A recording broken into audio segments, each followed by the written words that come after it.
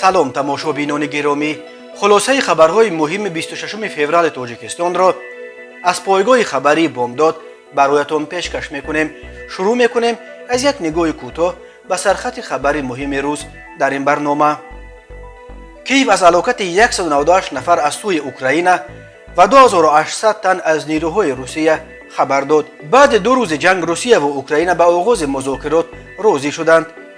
абдуқодир Талбаков: зардуштӣ нестам, мусулмонаму рӯза мегирам. 10 сол ҳукми зиндони як ҷавони тоҷик дар Русия барои 7 грамм ҳероин. ҳалокати як кӯдак дар зери чархи трактор. талаби 15 000 сомонӣ аз як зан бо таҳдиди ифшои маълумоти бадномкунанда ва ҳабси як ҷавон барои доду фиғон ва рақсиданаш дар болои БМВ. ва акнун тафсилоти хабарҳо.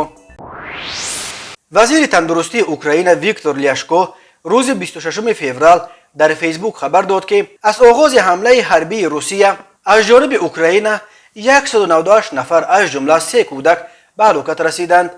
1115 нафар бо шумули 33 кӯдак ҷароҳат бардоштанд. ҷониби Русия дар бораи талафоти худ то кунун ягон иттилои расмӣ надодааст, вале вазорати мудофиаи Украина нимаи дуюми рӯзи 25 феврал хабар дод ки таи 2 рӯзи ҳамлаи нирӯҳои Русия, нирӯҳои Украина 2800 аскару афсар, то 80 танк, 10 ҳавопаймо ва 7 чархболи артиши Русияро нобуд карданд. намояндаи расмии вазорати мудофиаи Русия генерал-майор Игор Коношенков субҳи 26 феврал хабар дод ки шаби гузашта нирӯҳои Русия 821 иншооти ҳарбии Украина аз ҷумла 14 фурудгоҳи ҳарбӣ, 19 бонгоҳи фармондеҳию алоқа, 24 шабакаи мушакии С-300 ва ОСА, 48 истгоҳи радиолокатсиониро аз байн бурданд. бино ба иттилои вазорати мудофиаи Русия, нирӯҳои ДНР ба самти Новомайская 6 километри дигар пеш рафта, нирӯҳои ЛНР боз 3 километри дигар пеш рафта деҳаҳои Бахмутовка ва Гречишкиноро ишғол карданд. вале комёбии аз ҳама муҳими нирӯҳои Русия субҳи 26 феврал ба дасти онҳо гузаштани шаҳри Мелитопол дар ҷануби вилояти Запорожье ба ҳисоб меравад. Мелитопол то имрӯз бузургтарин шаҳрест ки нирӯҳои Русия баъди ҳуҷумашон ба Украина ишғол карданд. ва аммо президенти Украина Владимир Зеленский рӯзи 26 феврал изҳор дошт ки дар умум ба артиши Русия муяссар нашуд ки ишғоли зуду осони марказҳои муҳими Украина ноил шуда бартариро дар ҷабҳаи ҷанг ба даст биёрад. мо тавонистем муқовимат нишон дода ҳамлаҳои душманро зада баргардонем. ҷангҳо дар шумори зиёде аз шаҳру минтақаҳои кишвар идома дорад. киев ва шаҳрҳои калидии атрофи пойтахт дар дасти артиши мо қарор доранд.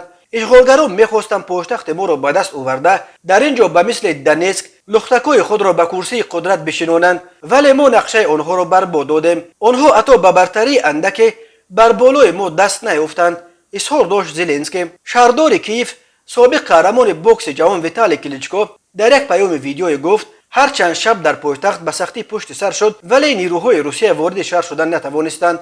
ӯ гуфт нирӯҳои Русия аз самти Житомир ва Гастомир талоши вуруд ба Киевро карданд, вале пеши роҳи онҳоро гирифтанд. вале Кличко ушдор дод ки дар дохили шаҳр гурӯҳҳои диверсионӣ роҳ ёфтанд.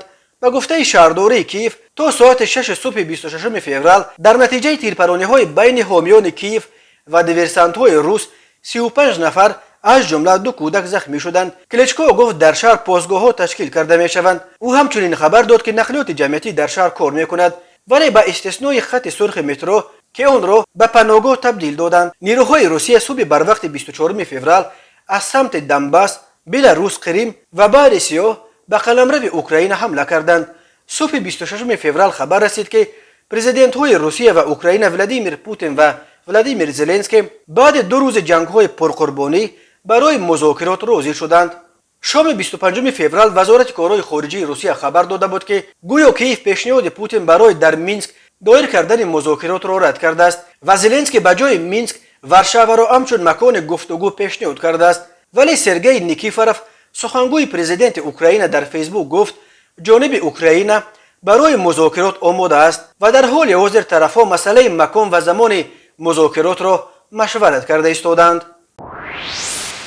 абдуқодир Талбаков журналисти тоҷик ва мудири китобхонаи шаҳрии ба номи Лоҳутӣ ки бо баҳсҳои тунду зидду нафисаш пиромони масоили гуногун аз ҷумла مسائل دینی نام برآورده است.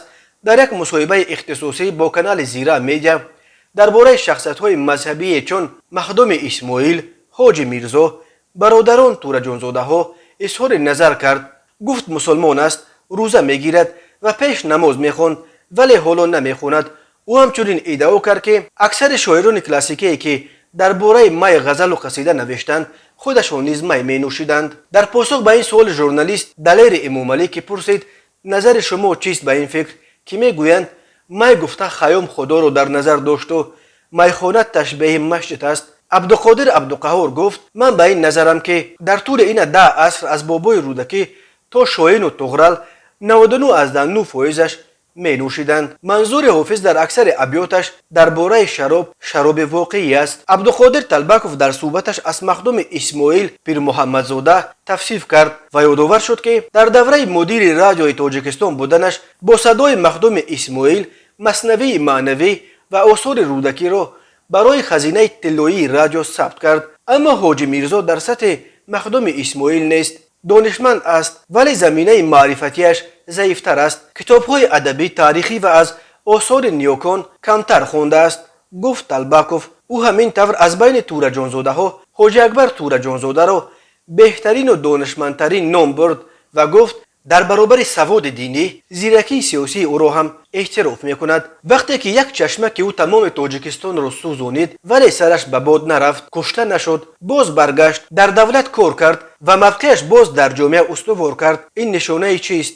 نشانه دانش، خرد و زیرکی سیاسی، گفت عبدالقادر عبدالقهار. ایشان نوردین جان و ایشان محمود جان تورجانزاده ها به نظر او روحانیان بیشتر عنعنوی و به حاجی اکبر برابر نمی آیند. عبدالقادر طلبکوف که در مطلبهایش برش روحانیان هم زیاد می چسبد در مصاحبهش با زیرا میدیا گفت که حالا به سن 55 رسیده است ولی قصد دارد که بعد به نفقه برآمدن ریش بگذارد. استاد من سیف رحیم است و من هم آرزو دارم که بعد 60 سالگی یک ریش ایجادکارانه، یک ریش زیایی داشته باشم، ولی در روز نه بلکه مثل ریش استاد عینی به قول دامولاها یک تکم. عبدالقادر طلبکوف با وجود موج اعتقادایی که به سرش فرو میریزد فرزند مسلمان است. هر سال روزه میگیرد و پیش نماز هم میخواند. او افزود زردوشتی نیستم ولی زردوشت پرستم. از تبلیغ دین زردوشت دست نمیکشم چون که این آیین بابایان ماست. دادگاه ولایت برینسک روسیه یک شهروند 26 ساله تاجیکستان را در قصد فروش 7 گرم هیروئین گناهکار شناخت و به 10 سال زندان نظامش سنگین محکوم کرد. خدمات مطبوعات دادستانی ولایت برینسک در شرح این پرونده گفت تفتیشات و دادگاه معین کرد که یک نفر نامعلوم به این جوان تاجیک در دوره تا 6 آگوست سال 2021 توسط مسنجر واتساپ سراغه زکلاتکا یعنی مخفیگاهی را فرستاد که در آنجا 7 گرم و 262 میلی گرم هیروئین را پنهان کرده بودند. شهروند تاجیکستان مواد مخدر به دست آورده‌اش را در بسته‌های خردتر جابجا کرده در 4 مخفیگاه در منطقه‌های گوناگون ناحیه بیژتسک پنهان کرد ولی او قصد فروش مواد مخدر را به آخر نرساند و از طرف پلیس دستگیر شد. مواد مخدر پنهان کرده او همچون دلیل شیعی یافت و گرفته شد. گفته میشود در اطلاع دادستانی ولایت برینسک حکم این جوان تاجیک هنوز به اجرا ندرآمده است. پیشتر روز 24 فوریه پلیس ولایت ولگگراد روسیه از بازداشت یک جوانزن و یک جوانمرد زاده تاجیکستان با اتهام انتقال 200 گرم مواد مخدر سنتتیکی نو متادون خبر داد. نسبت به زن و مرد بر اساس قسم 3 ماده 3 و قسم 5 ماده 228 کودکس جنایتی روسیه با اتهام قصد قاچاق و فروش مواد مخدر به مقدار مخصوصا بزرگ پرونده جنایتی آغاز کردند. قسم 5 ماده 228 برای قاچاقبران مواد مخدر سخت‌ترین جزاها از 15 تا 20 سال زندان و حتی زندان عمرباد پیش بینی میکند. تاجیکستان که با افغانستان منبع اساسی تولید هیروئین، افیون و حشیش دنیا 1425 کیلومتر مرز مشترک دارد، در سالهای اخیر با یک مسیر عمده قاچاق مواد مخدر افغانی تبدیل یافته است. یک قسم اعظم این مواد مخدر از جانب قاچاقبران با استفاده از قلمرو ازبکستان به بازارهای سیاه شمال سیاره اساساً به روسیه و قزاقستان انتقال داده می شود. در حال حاضر بیش از 7000 نفر از زادگان تاجیکستان در روسیه در محبس یا بازداشتگاه ها در پس پنجره قرار دارند. بنا به حسابهای غیر رسمی تقریبا چوریک آنها با اتهام مربوط به قاچاق و فروش مواد مخدر زندانی شدند. تماشابینان عزیز، یادآور می‌شویم خلاصه مهمترین اخبار تاجیکستان را از پایگاه خبری بامداد تماشا دارید. برنامه را ادامه می‌دهیم. به شعبه وزارت کارهای داخله در شهر خوجند با عریضه زنی 47 ساله ساکن نویه باباجان غفورов مراجعت نموده است که مرد 37 ساله ساکن نویه مذکور با رای طمع‌جویی یعنی با تهدید افشای معلومات بی‌آبرو کننده و بدنام کننده از او مبلغ 15,000 سامانی طلب کرده است. خود همان روز جبر دیده به او 1500 سامانی میدهد و هنگام گرفتن مبلغ پولی گمانبر شده دستگیر گردید. نسبتش پرونده جنایتی با ماده 250 قسم 1 کودکس جنایتی جمهوری تاجیکستان آغاز کرده شده تفتیشات ادامه دارد. به شعبه وزارت کارهای داخله در نویه اسماعیل سامانی با عریضه زن 58 ساله ساکن پایتخت مراجعت نموده است که شب 20 فوریه سال 2022 شخصان نامعلوم با راه پنهانی به خانه استقامتیش در آمده از داخل جیوان جواهرات گوناگون طلایی را دزدیده از جای حادثه غیب زدند. ضرر رسانیده شده 10,000 سامانی را تشکیل میدهد. هنگام گذرانیدن چاره‌بینی‌های اپراتیوی جستجویی از جانب کارمندان میلیسیا نابالغ 15 ساله ساکن شهر دوشنبه همچون گمانبر در صادر نمودن جنایت دزدی دستگیر کرده شد که او این جنایت مذکور را با رفیقش ادریس نام شخص صادر نموده است. اوید به این حالت تفتیشات ادامه دارد.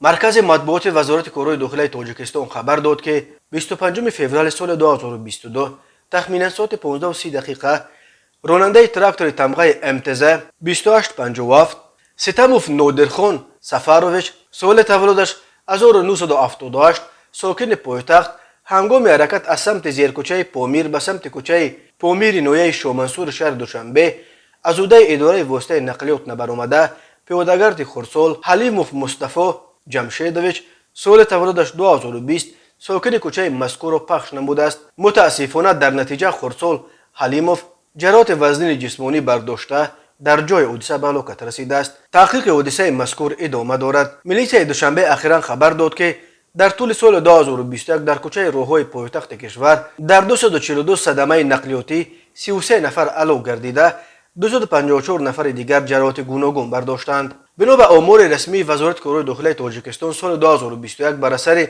1102 صدمه نقلیاتی در راههای این کشور 395 نفر به هلاکت رسیده 1218 نفر جراحت جسمانی برداشتند. متاسفانه دهها تن از قربانیان این صدمه ها کودکانند.